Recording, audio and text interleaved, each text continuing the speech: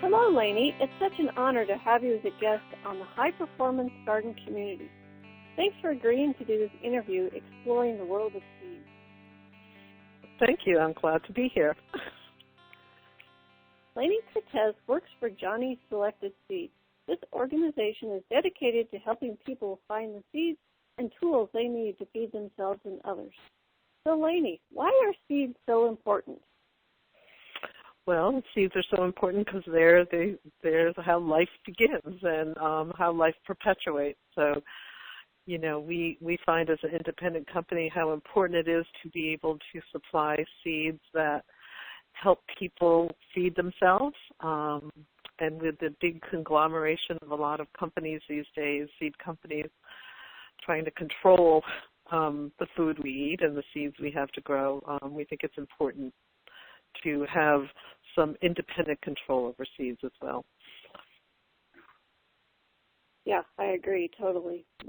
So how was Johnny Selected Seeds established? Well, our founder, our entrepreneurial founder, Rob Johnston Jr., he was a macrobiotic eater back in the early 70s and tried to source some Japanese vegetables, seed sources, to grow them in his own garden in New Hampshire, and wasn't able to source them easily. So he decided he was going to find a way to obtain those seeds, and in doing so, realized there was a demand for ethnic varieties that weren't readily available. So that's kind of the premise how things started. And he put out his first catalog in 1973 out of his parents' garage, I think it was, or attic, in Massachusetts, and moved to Maine a couple of years later and bought the farm where it still exists. So it was sort of trying to fill a need that didn't exist, and was able to start a little seed company that way, and it caught on. I was in the right place at the right time, I think. Yeah, it caught on big time. I love all the ethnic seeds that are in the catalog, all the mustard greens and the Japanese greens. That stuff's fantastic. So what else do you guys offer in your catalog? Well, besides vegetable seed, which is the primary sales that we do is through vegetable seeds, we also offer flowers, and we focus on cut flowers. So again, for a small market gardener or somebody who's going to grow flowers in their backyard and they want to cut them and bring them in, that is the next big offering. And then we also have herbs, mostly culinary herbs. We had dabbled more in medicinal herbs a few years ago, and the interest was there, but it waned quickly. So we have some medicinal herbs, but mostly culinary herbs, and then related tools and accessories that help a small farmer, be efficient and successful. The other thing I noticed that came in the catalog recently is the pasture grains and stuff like that. Right. I'm sorry, I left that whole segment out. Yes, in fact, our newest facilities manager is Eero Rutila, and he was a farmer in New Hampshire for a number of years and has worked in sort of the ag industry for a while, and he is now on board, and he is tasked with regenerating our growing field. So a lot of our research farm is now going to be fallow while he brings more fertility back into the field and plants for beneficials. And so we're very lucky to have Eero on board. And you can read more about him on our website. There's a press release recently that went out about his hire and where he's come from and what he brings to us, and we're all very excited for that. And so I think the whole planting for beneficials and also for soil improvement, cover crops and such is going to be a growing segment that we worked on as well. That's great, because we all need those kind of seeds as well as we continually add fertility to our fields as well. Right. And I know that more and more states are recognizing that is an important part of farming too. I think some of the Midwest states, Indiana, I'm thinking specifically, now have some more grants and programs involved in helping people incorporate more cover cropping into their farming practices. So I think, different Department of Ags are recognizing the value of soil health and fertility and what it takes to get there on a sustainable long-term basis. Oh, that's so good. That's great. Mm-hmm. So could you explain the difference between hybrid, open-pollinated, and GMO seeds? Well, I'll try. So open-pollinated is just a seed that doesn't require two parents to reproduce, so it will make its own seed. Many tomatoes are open-pollinated, that meaning that you can, most heirloom tomatoes are, all the heirloom tomatoes are, so you can save your own seed. A hybrid is two different parents that make a baby. So a hybrid happens in nature, where certain crop species will intermix, and so their pollens will combine and create, the next generation will be a more vigorous, often more vigorous improvement on the strain. And so that's how a lot of crops sort of perpetuate their species too, is by natural hybridization. And seed breeders like our company and others will manipulate that in ways that they will make sure that the pollen from one parent pollinates the other. So within the same species, a hybrid is made by just controlling how the pollen is pollinating, how the male pollen pollinates the female parent, and creates a new hybrid strain. In GMO, this is done more in the lab, where there's gene splicing going on, and often between species, so between different families and genres, and it's something that we stay away from because we just feel there's not been enough research into the long-term effects of GMOs and genetically modified crops that are out there. So your catalog is completely GMO seed free. Yes, we're one of the original. Yeah, we're one of the original signers of the Safe Seed Pledge, which was seed companies who decided that when the GMOs were first coming out that they didn't want to be involved with them, and they created a pledge that seed companies could sign, stating that they wouldn't knowingly sell genetically modified seed. And so that gave their consumers a little more of a assurance from them that they knew where their philosophy was in the seed world. Do you feel that the GMO seeds are dangerous to people? I don't think we know enough about it. I think that's the concern, is that there are quite a number of agronomic crops that are GMO'd, the soy and the corn world, and the alfalfas. A lot of those crops are already GMO'd, and so they're in our food supplies. And I don't know if there's been enough long-term studies on the effects of human organisms, how it affects the human organism and other animal life as well. I think we're all sort of part of that experiment if we eat any processed food that includes those products. In the vegetable world, there's very few varieties that are actually being marketed as GMO, but that could be increasing too. So I think the jury is out on whether or not it's harmful, and I know there's camps on both sides that attest to yes it is and no it isn't. So I think the studies need to be done.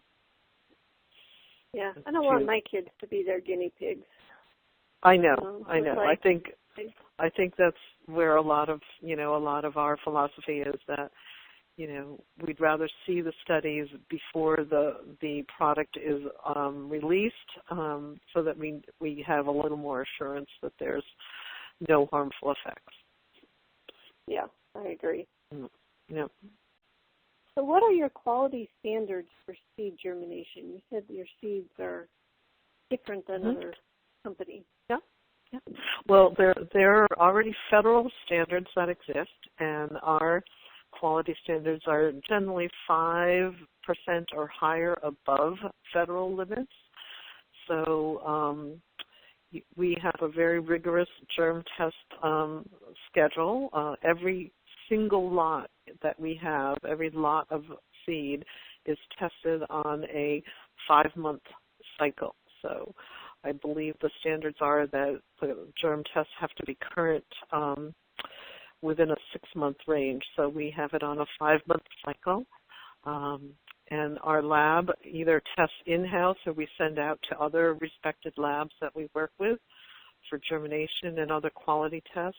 And some of those other quality tests include disease testing like black rot or black leg in brassicas, and other diseases, fusarium in basil, and there's a number of other diseases that we test all of our species for in that class. But our germination standards, like you've said, are very high, and the quality of the seed that we sell, if we have a lot that falls below our standard, we won't sell it. I have always had good germination from everything I've bought from your company for decades, so I totally believe in that. It's been fantastic. And where my livelihood depends on the quality of that seed, I appreciate your extra efforts in making sure I stay in business. Thank you. Yeah. And that's actually a statement we get a lot from our small commercial growers and commercial growers that we work with, that it's so important to them to be able to trust that what they're planting is going to produce a good stand. They can't afford to go back and replant or fill in the gaps or whatever it takes to rectify a poor germination stand. So we take it all very seriously. We know how important it is to growers to rely on their seed. Yeah, it is really important. So how do you store your seeds? We have, we moved into a new warehouse space just about a decade ago. Our company now actually is located in 3 different facilities. We have the farm in Albion where we first started, and our warehouse is in another town, which is about 10 miles away, Winslow, and then our offices are across the river, another 6 miles away in Fairfield. So we're kind of spread out. But when we leased this new warehouse space, Rob Johnston was adamant that we had to have good seed storage facilities. So we invested quite heavily in a modular unit that is temperature and humidity controlled, and our large seed is stored with good conditions. It's not the ideal conditions, but all of our small seeded and stock seed and foundation seed lots are stored in the ideal storage conditions, which is the temperature and humidity added together is no more than 100%. So that is and it's one, it was one thing that Rob was very, he wouldn't take any compromise on that one. That was his absolute. If we're moving to this warehouse, we have to have good seed storage because that's where it all starts from. So that is where all of our seed is stored. Yeah, that's great. That's probably why they germinate so well. Right. So why is your company employee-owned? I noticed in the catalog it's 100% employee-owned. Tell me about that. Mm-hmm. Well, again, Rob Johnston didn't have any heirs to pass the company on to. He had thought about employee ownership for a long time before it was actually implemented in 2005. And it's quite a process we've gone through, but he didn't want to, the choices he had if he retired out of the company was either sell it outright, sell it to the employees so it was employee owned, or, find another someone to take over, and not work as a partnership. So he really liked the idea of employee ownership, feeling like that gave employees more of a more skin in the game and, more reason to work harder for the company. So that's what was implemented, and we've now, as of 2012, we were 100% employee owned, and it's quite a nice little benefit for all of us here. That's that great. qualify for it. I wish yeah. I wish more there's companies were that way. Yeah, there's a whole process to become, fully 100% qualified to be in it, but we started sort of everyone started at the same level in 2005, and now those of us been here at least through that process are 100% fully vested and in the program, and it's a huge benefit for recruiting new hires too for the company. So where all do you guys ship your seeds to? Are you overseas, or are you just in the United States? Or? We actually do ship overseas too. We have in our sales force we have I think we have 9 outside reps now that work in certain territories. So we have domestically we have 3 reps that live in their region, in California, Northern California, Southern Oregon, and in the Southeast. And then the rest of us work out of our main office. We also have a Canadian rep that handles all of Canada. And then we also have an international rep that we do quite a bit of shipping overseas. And it's one of those things that not all seed companies are willing to do the work that is required to export seed. There's a lot of paperwork and extra fees, but we've worked in that arena for long enough, and we have a lot of systems in place that help us successfully ship without problems, and we do everything to the letter. So everything is done legally. We don't stick seed in an envelope and send it overseas. We do it with a FIDO or whatever is required to ship to that country. And we have a lot of phytosanitary certificates are required on a lot of species going into certain countries, and we have weekly inspections by our Department of Ag here in Maine, and they go over all the phytosanitaries that we've prepared to make sure everything is correct. It is quite a process, and it's a lot of work, but again, it makes it possible for our seed to ship all over the world.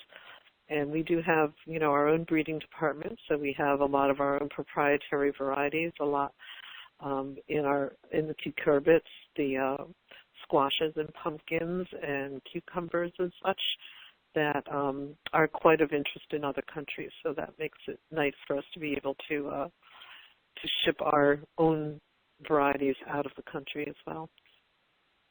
So if I'm in a foreign country, how do I find out if I can get seeds from you? Well, the first thing would be to contact us. We would put you in touch with our international department, and they will tell you all of the particulars that's required to export seed to your country. If you're just a home gardener in a foreign country, it may be fairly easy to do without any additional paperwork, but it's very country dependent. So the first thing would be is to contact our international department for all the particulars. We do a lot of our orders come through on our website online, so anything that comes through that would need extra attention or the customer would need to make some decisions about, fees and paperwork that's required is handled by that department of 2 folks right now. 2 folks in sales and two folks in shipping that are just designated to foreign shipments. We have some of our students are out of the country, and the world is the global market now, and we will have more students out of the country, and it's like, well, I want you to buy Johnny's seeds. So Yep. it's nice yeah. to Well, know it is. you can get some. It is possible. Yep, it's possible, and we do it every day. And it's, we certainly work with the customers to let them know what their requirements are to make sure they can fulfill it on their end too. If there's import permits, some countries require that, stating that you want to bring these species into the country, and their government stamps off on that. We get that permit, and then we can ship the seed out. So there's various and sundry permitting that's required to ship to certain countries that has to be adhered to. Oh, crazy. We have a small farm school here where we take students, and we have a summer program, then we have a 3-year professional program where we'll teach somebody how to become a professional small-scale farmer. And I use your catalog as a textbook because the information in it is so good. It's like, you don't need to go anywhere else. We need this. So all of my students get, a copy of your catalog, and we work right out of that. So that's how awesome. can anybody it is great. I love your book, especially the little germination chart, like it germinates really good at this temperature, and then you get up to here and it doesn't germinate so well. And, It kind of gives you some clues on how to make things grow, right? Oh, yeah, totally, especially for beginners. So how can anyone listening get a catalog? I think everyone should have one for a textbook at least.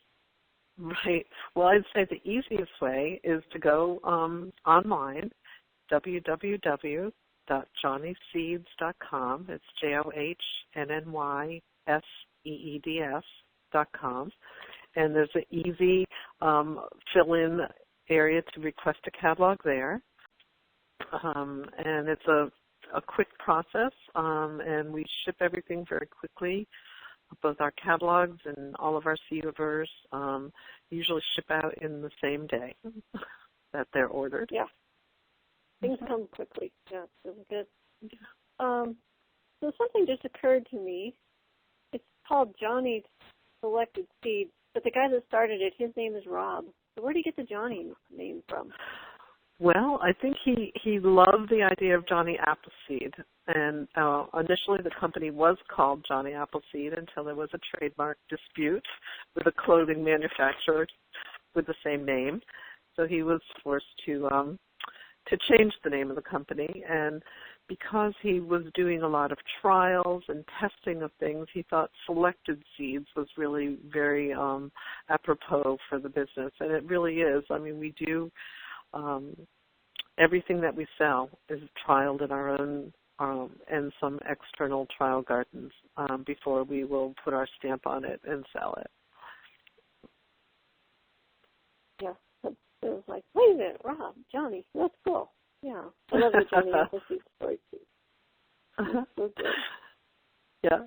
Yep. So originally it was Johnny Appleseed, which is again sort of the same concept of just spreading it and just keeps things growing. So the work you guys do has helped so many, and there's many of us who would like to see you continue. How can anyone listening stay involved with your work? Well, again, if you are a customer of Johnny's, we have an email list that notices go out on. We send out growing information, the specials that we're offering. Like right now we're offering a seed starting special. So any of our seed starting supplies are 10% off for a period of time. And then we also send out through social media. So we have a Facebook page and a Twitter account and all those things that everybody does now that we signed up onto. But I think, sort of anyone who has an email account and wants to stay connected, that's probably the easiest way right now to get up-to-date information from Johnny's, is to just give us your email and let us know you want to receive notices, and we're happy to send those out. We send out different grower profiles and other how-tos on what other farmers are doing and where we see the trends going. So we're involved in a lot of different aspects of farming and growing. Good. Well, I want to thank you for taking time to join me on the show today. Thank you so much, Lynn. I really appreciate the chance to talk a little about Johnny's and hopefully share more with your listeners, what we are about as a company, and we look forward to helping all new growers and gardeners out as they need it. Yeah. So for those of you listening, learn more about Johnny's Selected Seeds by clicking on the link in the description or by visiting johnnyseeds.com. It was a pleasure to have you on the show today. Thank you. Very nice to be here.